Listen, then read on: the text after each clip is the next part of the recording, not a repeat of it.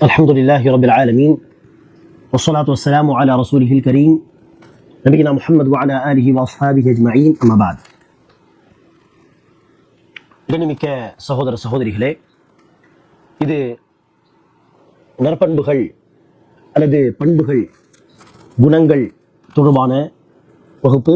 இந்த வகுப்பில் நாம் இஸ்லாம் தடுக்கக்கூடிய சில தீய குணங்களை பற்றி பார்க்க இருக்கிறோம். அதுதான் சூதாட்டம் ஆடுவது அல்லது மது பழக்கம், போதை பழக்கம். அன்பானவர்களே, ஒரு சுத்தமான சமூகத்தை உருவாக்குவதாக இருந்தால், சமூகத்தில் இருந்து தீமைகளை அழித்தொழிப்பதாக இருந்தால்,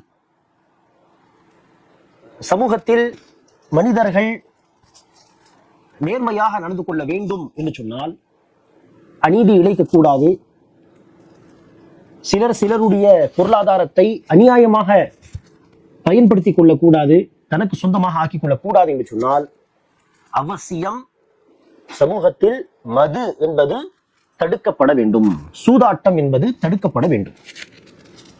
காரணம், இந்த மது சூதாட்டம் எல்லாம் சமூகத்தில் பல பிரச்சனைகளை உருவாக்கக்கூடிய தீமைகள். ஆகவேதான் அல்லாஹ் சுப்ஹானஹு வ தஆலா குர்ஆனில் சொல்கிறான், இன்னமல் ஹம்ரு வல் மைசிரு வல் அன்சாபு வல் அஸ்ஸாமு ரிஜ்சும் மின் அமலி ஷைத்தான். இந்த மது சூதாட்டம் போன்ற இந்த பழக்க வழக்கங்கள் தீய விஷயங்கள், அசுத்தமான காரியங்கள். மின் அமலி ஷைத்தான், அது ஷைத்தானுடைய அமல்கள்.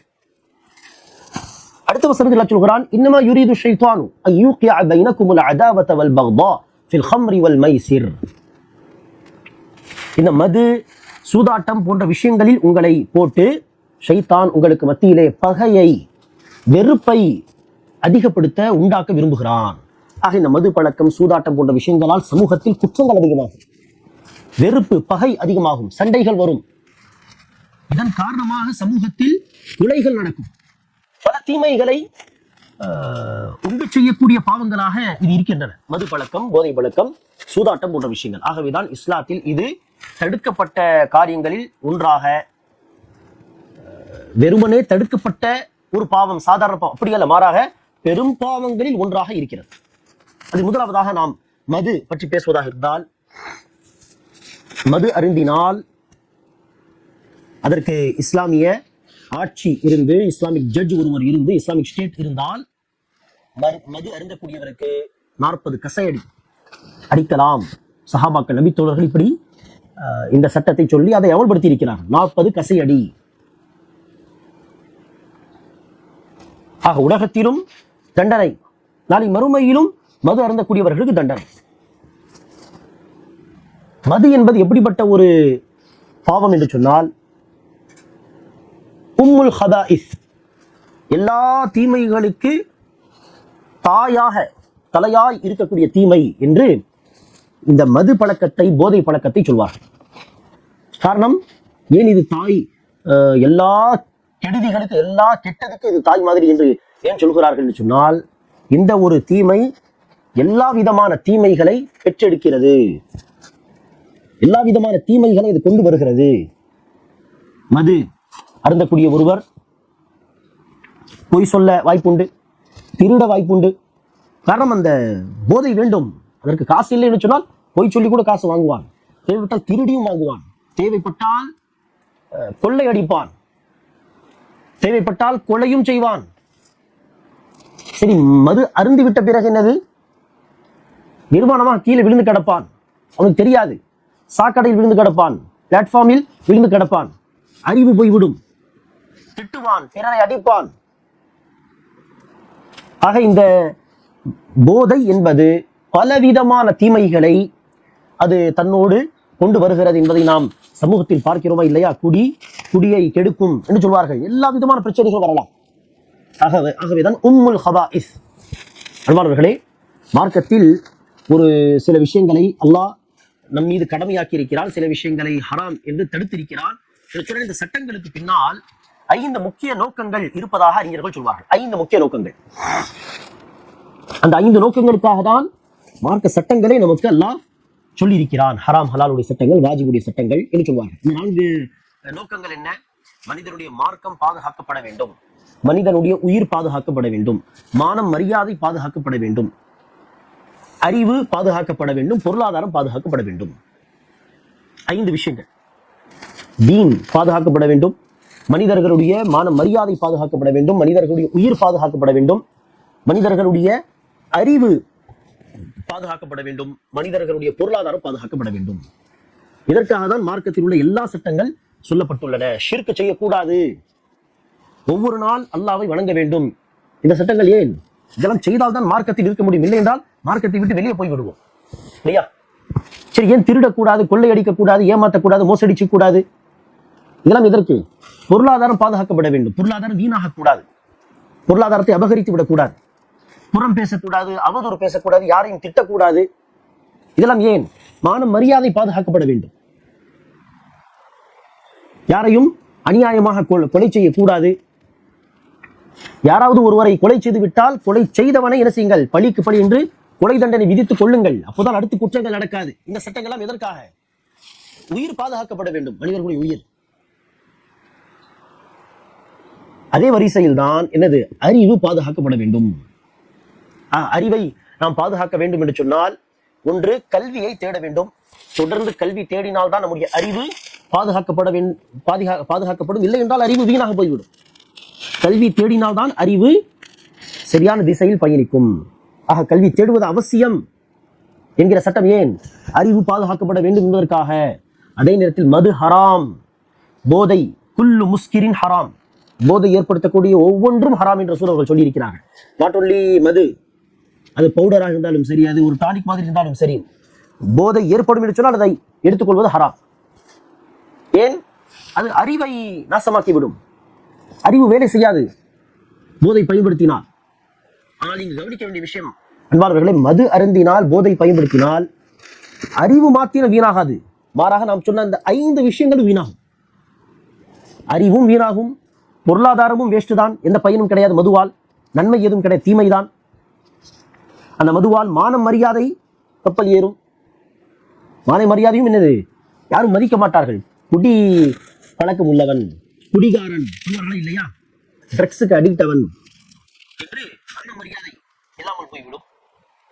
உயிர் கூட ஒரு கட்டத்தில் போகலாம். தொடர்ந்து இப்படியே செய்தால் ஒரு கட்டத்தில் உயிரும் போக வாய்ப்புண்டு. மார்க்கம் ஒவ்வொரு முறை மது அருந்தும் பொழுது மார்க்கம் டேமேஜ் ஆக தான் செய்கிறது. ஆக மது அருந்துவது என்பது நாம் சொன்ன 5 விஷயங்களையும் டேமேஜ் பண்ணக்கூடிய ஒரு பாவம் என்று சொன்னால் உம்முல் ஹபாஇஸ், தலையாய் இருக்கக்கூடிய ஒரு தீமை என்று சொன்னது தப்பே கிடையாது. ஆகவேதான் இந்த மது தொடர்பாக யாரெல்லாம் சமூகத்தில் இந்த மதுவை பரவலாக்க தன்னுடைய தீமையான இந்த விஷயத்தில் தன்னுடைய பங்களிப்பை தருவார்களோ அத்தனை பேரை நபி ஸல்லல்லாஹு அலைஹி வஸல்லம் சபித்திருக்கிறார். அந்த பழச்சாறை, அந்த மதுவை உருவாக்கும் நோக்கத்தில் பல சாறு, அந்த இதை எடுக்கக்கூடியவன், அதை மதுவாக ஆக்கக்கூடியவன், அதை கொண்டு வருபவன், அதை விற்பனை செய்பவன், அதை வாங்குபவன், அதை கொண்டு செல்பவன் என்று 9-10 நபர்களை நபி ஸல்லல்லாஹு அலைஹி வஸல்லம் சொல்லி சபிக்கிறார்கள். அத்தனை பேர் மீது அல்லாஹ்வுடைய சாபம் உண்டாகட்டும். ஆக மது அருந்துவது அல்லது போதை ஏற்படுத்தக்கூடிய மற்ற விஷயங்களை பயன்படுத்தும் மார்க்கத்தில் ஹராமாகும். இந்த ஒரு தீய பழக்கம் பலவிதமான பிரச்சனைகளை, முதலாவதாக குடியை கெடுத்துவிடும், வீட்டை கெடுத்துவிடும், நாசமாக்கிவிடும். இது பரவலாகிவிட்டால் சமூகத்தில் பலவிதமான பிரச்சனைகள் இதனால் வரும். மார்க்கமும் போகும், பொருளாதாரமும் வேஸ்ட் ஆகும், பல குற்றங்கள் நடக்கும். அல்லாஹ் பாதுகாக்க வேண்டும். அதே போலதான் அன்பானவர்களே, சூதாட்டம் இதுவும் ஹராம். மார்க்கத்தில் சூதாட்டம் ஹராம் என்று அல்லாஹ் குர்ஆனில் நாம் சொன்ன அந்த ஏற்கனவே சொன்ன வசனத்தில் எல்லாம் தெளிவாக சொல்கிறான்.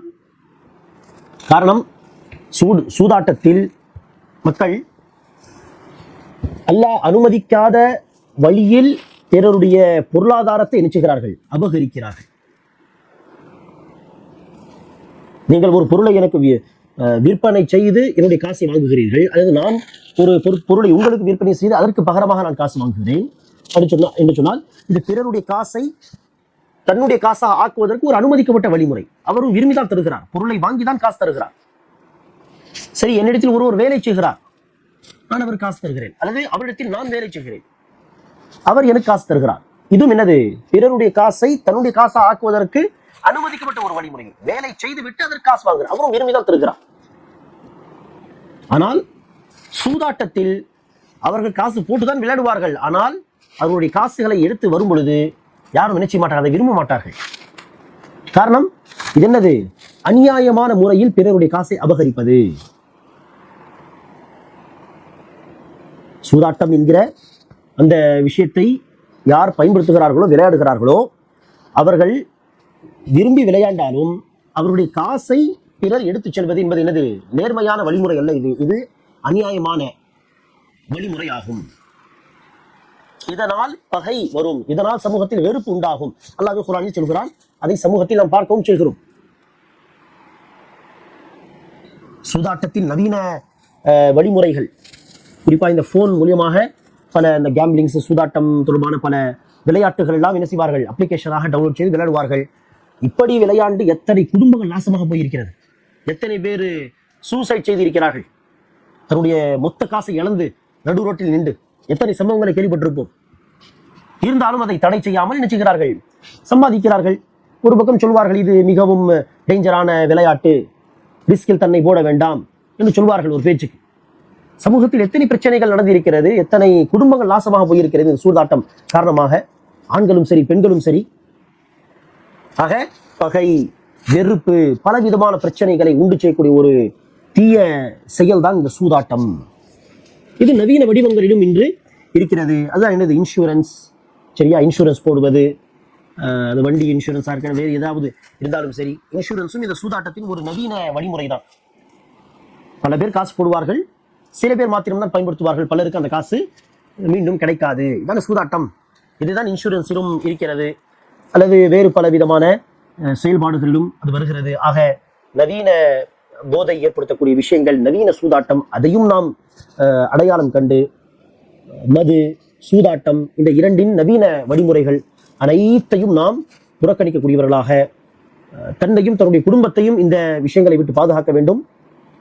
எத்தனையோ இளைஞர்கள் இந்த ட்ரக்ஸுக்கெல்லாம் அடிக்ட் ஆகி ஸ்கூல் படிக்கும் காலத்திலிருந்து அதை பயன்படுத்துவது மட்டுமல்லாமல் பிறருக்கு விற்பனை செய்வது என்கிற அளவுக்கெல்லாம் அல்லாஹ் பாதுகாக்க வேண்டும். இளைஞர்கள், இளைய சமுதாயம் வழிகட்டு போகிறார்கள். ஆக தன்னுடைய குடும்பத்தை பாதுகாக்க வேண்டும், குடும்ப பிள்ளைகளை பாதுகாக்க வேண்டும், சமூகத்தை பாதுகாக்க வேண்டும். அதற்கு ஒவ்வொரு ஏரியாவிலும் இது குறித்த விழிப்புணர்வு தர வேண்டும், ஸ்டூடெண்ட்ஸை வழி நடத்த வேண்டும். அதில் இருக்கக்கூடிய மக்களை வெளியே கொண்டு வருவதற்காக என்ன வழி என்பதை குறித்தும் சமூகத்தில் பொறுப்புகளில் உள்ளவர்கள் என்ன செய்ய வேண்டும்? சிந்திக்க வேண்டும், அதற்காக செயல்பட வேண்டும். அல்லாஹ் சுப்ஹானஹு வ தஆலா நம்மை இத்தகைய தீய பழக்கங்களை விட்டு, தீய குணங்களை விட்டு பாதுகாப்பானாக. ஆமீன். அஸ்ஸலாமு அலைக்கும் வரஹ்மத்துல்லாஹி வபரகாத்துஹு.